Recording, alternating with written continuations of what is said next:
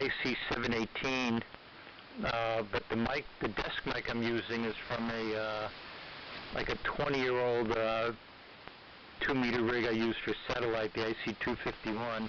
And even though it clearly works and I get good audio reports on sideband, it's not really the right one to use on AM. But the 718 comes with a hand mic, which is annoying for a base station. Over.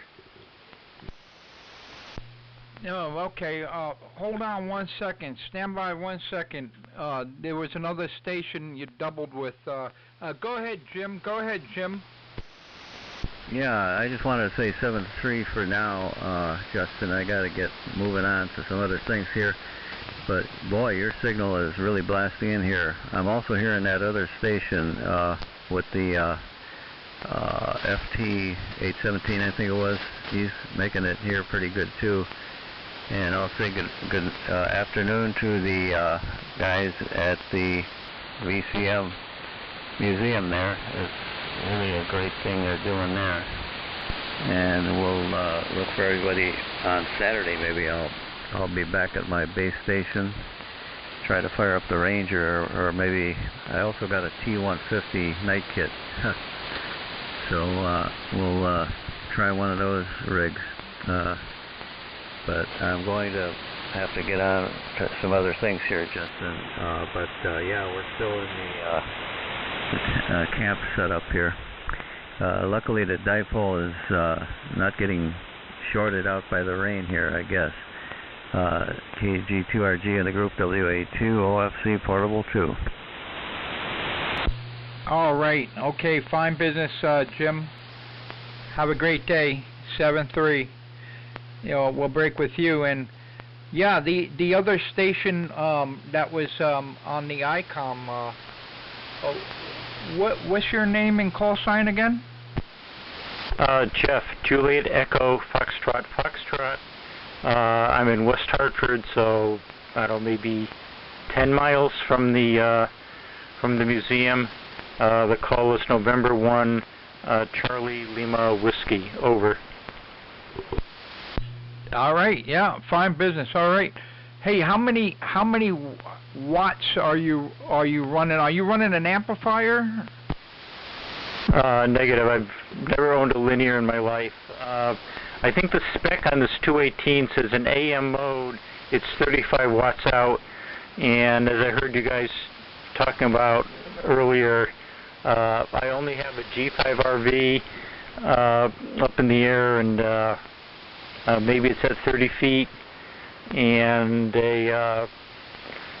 like a 70s tuner. I think it's from the 70s, from a company called Palstar, which I've always liked because it only has one capacitor and one inductor tuning, looks well built, and has the crossed needle SWR meters. So that's the whole station at the moment. Well, except for a nice Morgan transient protector at the antenna. Yeah, well, it's breaking up like hell, but all right, so got all that. You got 35 watts. I don't know if you're out of headroom or what, or and you got your audio at 20%. You said. Try this if you can. If you want to try it, just curious if it would make it take away all that choppiness. It's just like chopping up. Listen to yourself in a WebSDR, you'll know what I'm talking about. It's just breaking up. And try instead of 35 watts, try sending 25 watts. Just see what that does. 25 watts, and reduce your mic gain level, your audio gain level, from the 20% that you're currently at down to 10%. From 20 down to 10. So instead of 35 watts out,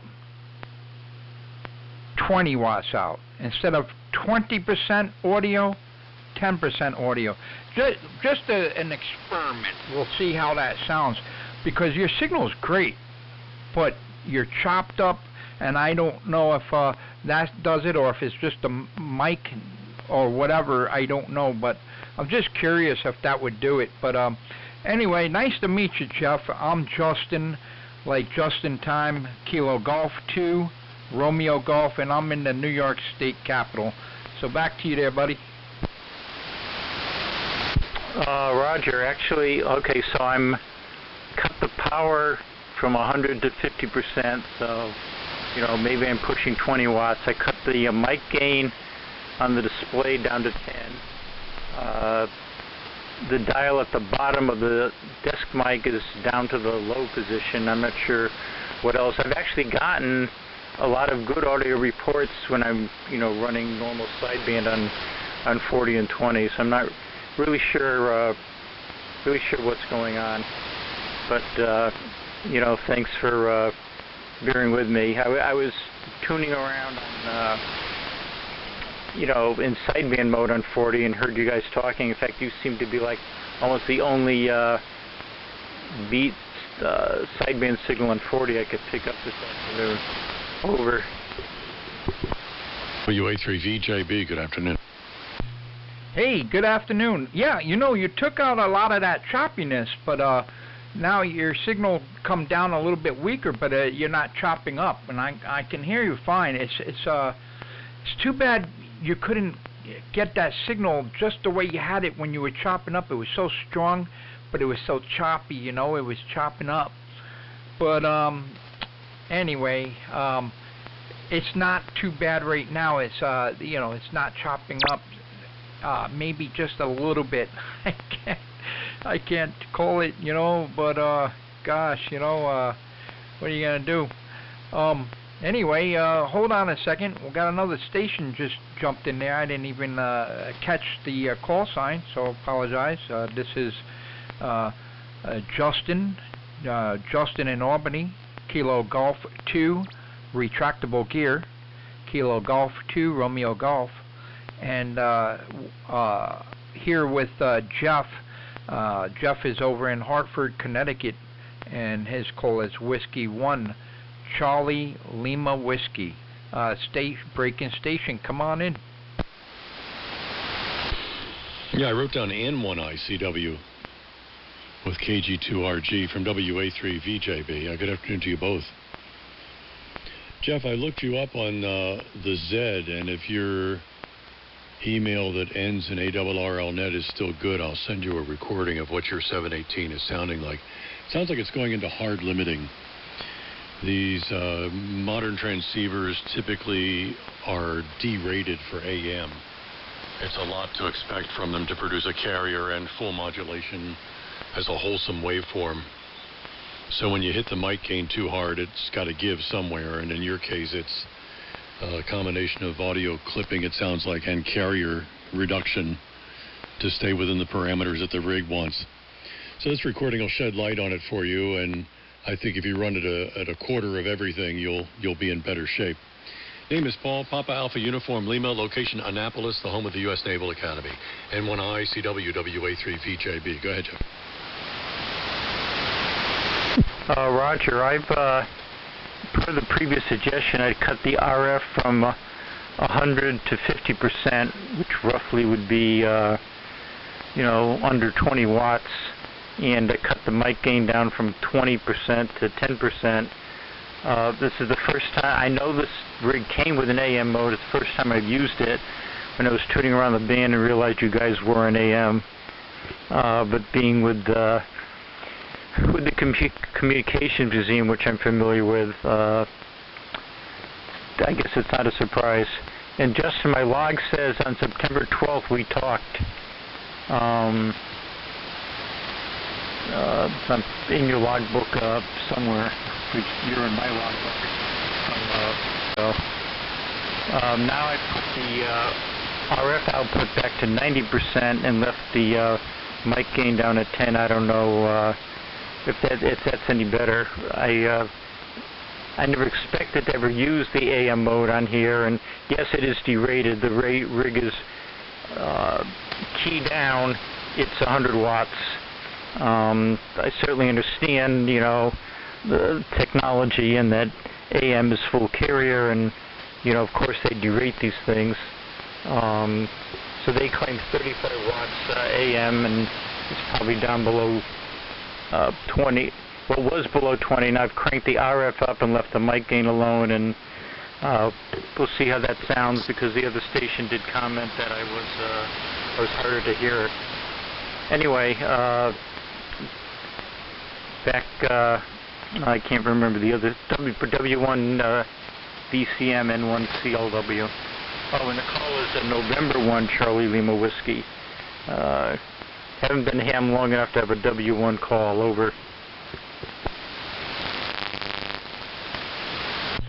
All right, fine business. Okay, yeah.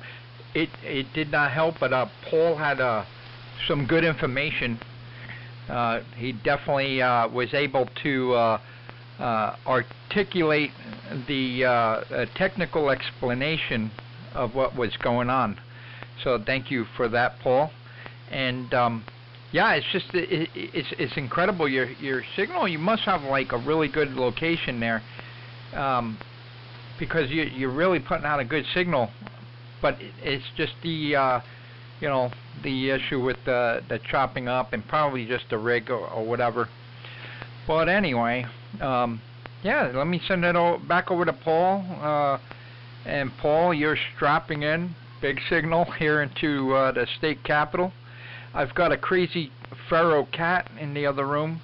When I got that cat, it was a rescue. I just I don't know, the kids wanted the cat. He's getting older now, but he's real friendly, and he makes these weird noises once in a while. He walks around the house like wow, wow. It's like, and we're always telling him, stop it, Ricky. And in the middle of the night, sometimes it's